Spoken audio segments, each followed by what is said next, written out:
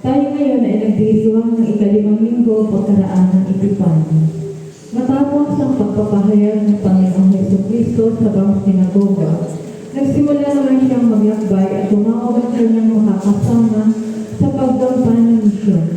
Binibigyan diin sa araw na ito ang pagtawag ni Jesus sa unang alagad niyang si Simon na magiging katuwang niya upang ihatid ang mabuting balita sa lahat ng tao. Katuwang bilang simbahan si Jesus sa makabagong panahon upang muling ipaalaala sa atin ang halaga ng misyon ng Diyos na maging mamalakayan ng mga tao at turuan sila sa pagpapahayag ng mabuting balita. Atin din pong isama sa ating mga panalangin sa umagang ito ang lahat ng mga magdiriwang at nagdiriwang ng kanilang kaarawan na sina Mike Ivan Ramirez, Vanessa Ramirez, Teddy Rianzares Jr., Roma Saludes, Wemby Manalo, at Joel Anquenio. Magsitayo po ang lahat at ating awitin ang pambungad na awit.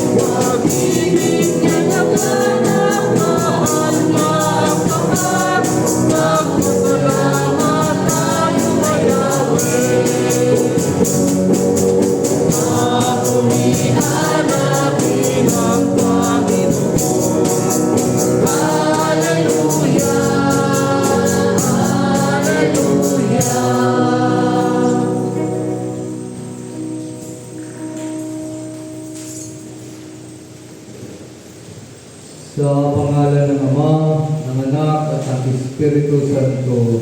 Amen. Amen. Makapangyarihang Diyos, lahat ng puso ay nangayag sa iyo. Lahat ng nasa tangarin, nababagin mo at walang lihim na nalalihim sa iyo.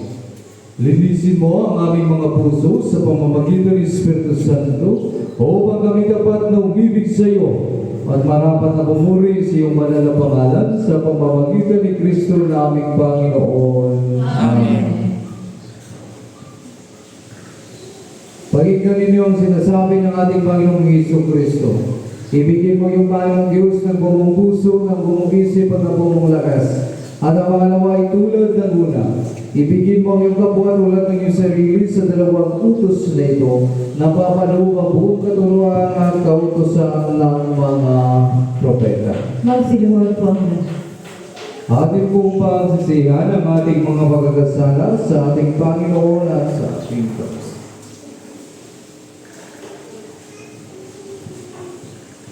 Kami umpisal sa iyo, Diyos, na mapangyarihan, sa lahat ng masantos sa isa't isa, na kami nagkasala sa aming kaisip, sa aming mga nagsabi, sa aming mga nagawa sa kalitan namin gawin, at ito'y sarili naming kamalian.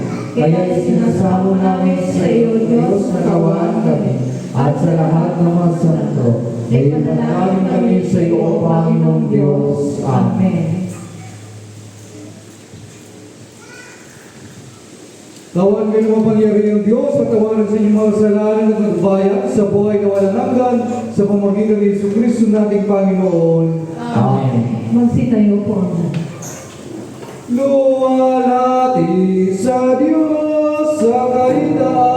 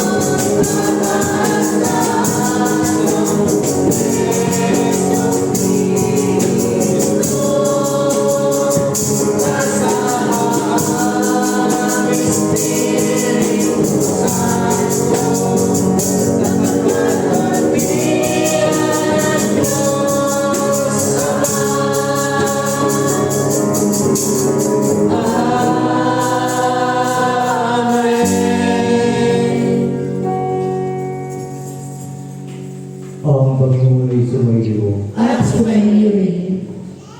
Tayo manalangin, O Diyos, Ikaw ang umabay sa amin. Patuloy na ipinahayag mo ang iyong kapangyarihan, mga pagpapalag biyaya kami hindi karapat-dapat. Nawa, O Diyos, loobin mo ng banal na Espiritu ang aming mga puso, pamagitan namin ang iyong kalubihan na para sa amin.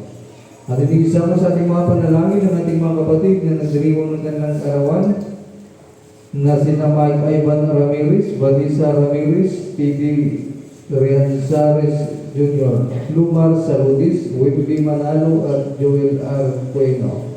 Nawa, Panginoon, itong iyong mga anak na magdiriwang ng kanilang karawan ay igawan ng Diyos sa mga pagpapalag biyaya upang mapuspos ng kalakasan, kagalakan at kasagaran ng buhay sa araw-araw. At din, Panginoon, namin din pinanalangin ng aming kapatid na may karamdaman, lalo na sa naman ng Diyos, Sisyo, Rodis Carusis, Brother Christian, Pag-Monsignor Roberto Reyes.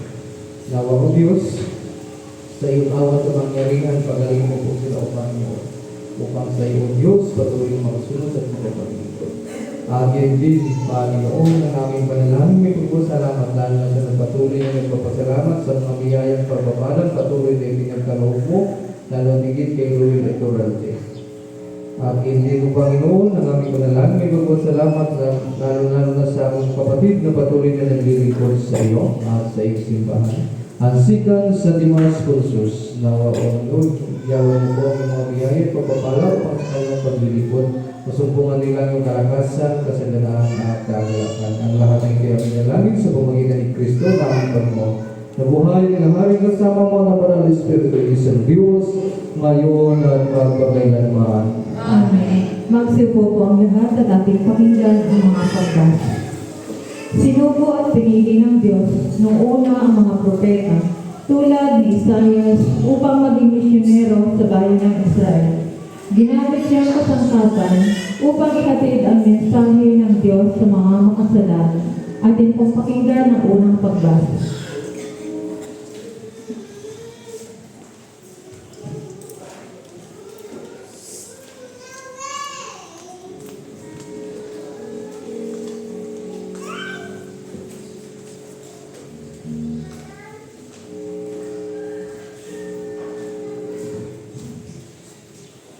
Unang pagbasa. Pagbasa mula sa aklat ni Propeta Isaias, Kabanata 6, sa unang talata hanggang talata 8. Nung taong mamatay si Haring Hoseas, nakita ko si Yahweh. Nakaupo siya sa isang napakataas na luklukan. Ang laylayan ng kanyang damit ay nakalatan sa buong templo. Ang mga sirapin sa kanyang ulunan at bawat isa ay may 6 na pakpak. 2 ang nakatakip sa mukha, 2 sa buong katawan, at 2 ang ginagamit sa paglipad. Wala silang tigil ng kasasabi sa isa't isa.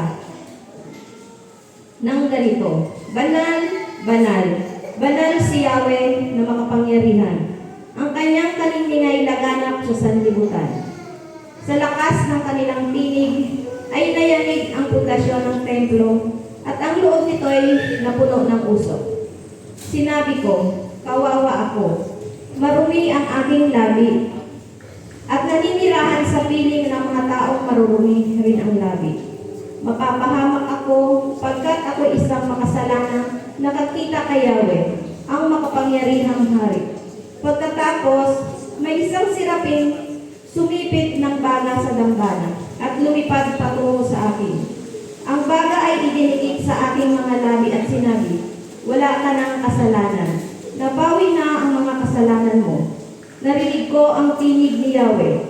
Sino ang aking ipadadala? Sino ang aming susuguin? Sumagot ako, narito ako. Ako ang isugo nyo. Ang salita ng Diyos. Salamat sa Diyos. Sa mga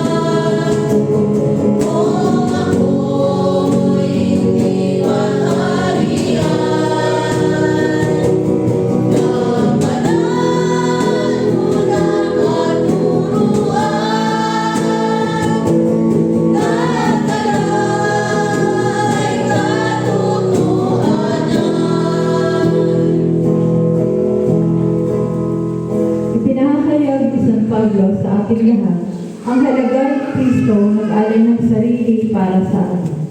Bilang makasalanan, binago ni Pablo ang kanyang sarili, nagbalik sa Diyos at naglingkod dito. Tayo rin ay hinihikayat na tularan siya. Magturo tayo sa iba para sa ikalalago at ikapapanibago ng sambahayan ng Panginoon. Atin pong pakinggan ang ikalawang pagbasa.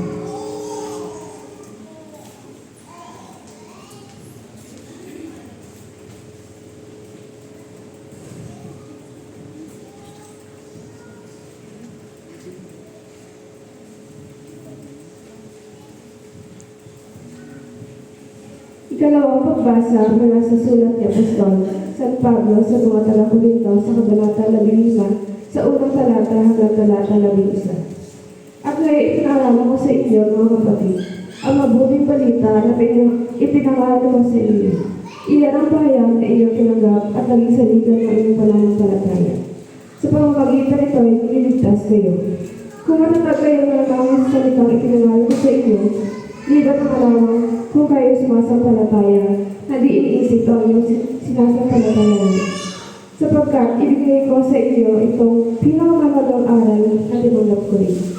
Si Kristo'y namatay dahil sa ating mga kasalanan, bilang katuparan sa nasasaad sa kasulatan. Nilibing siya ang kanyang nabuhay sa ikatlong araw, ayon din sa kasulatan. At siya napakita kay Pedro sa 12. Pagkatapos, napakita siya sa mahigit na 500 kapatid na nagkakatigod. Marami sa kanila'y buhay pa hanggang ngayon.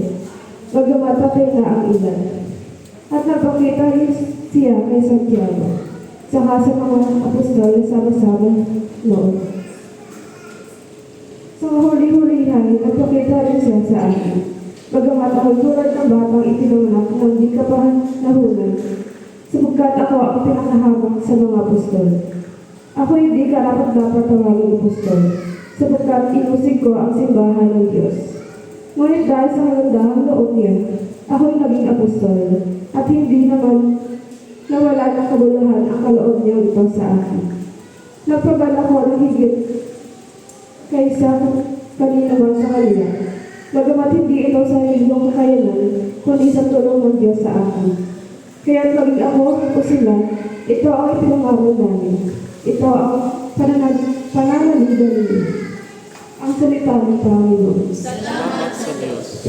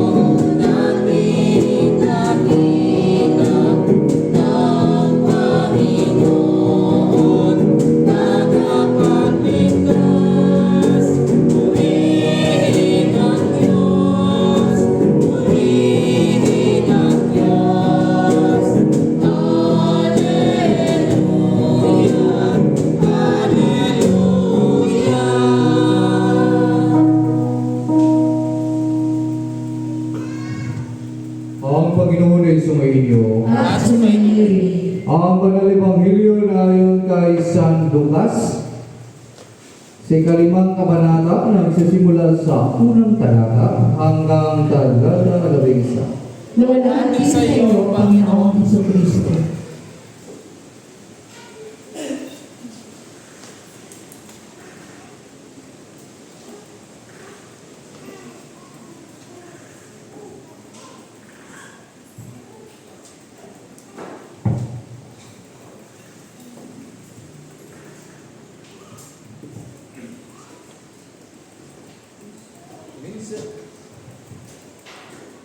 Minsay nakatayo si Jesus sa baybayin ng lawa ng Dinasaret.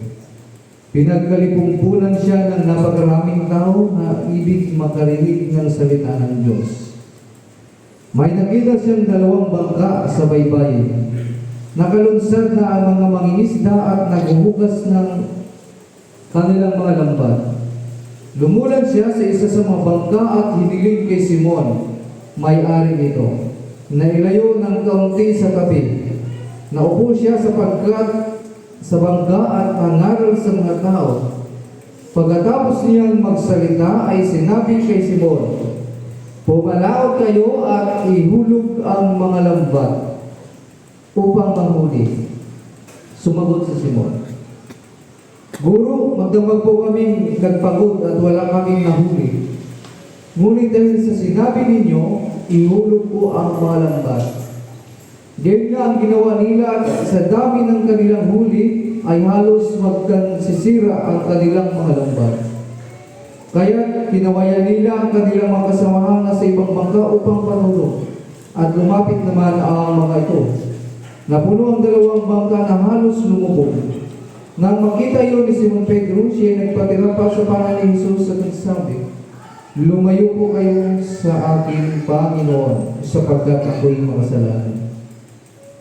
Nang gilala siya ng kanyang mga kasama dahil sa dami ng kanilang huli, gayon din sina Santiago at Juan, mga anak ni Zebedeo, na mga kasosyo ni Simon.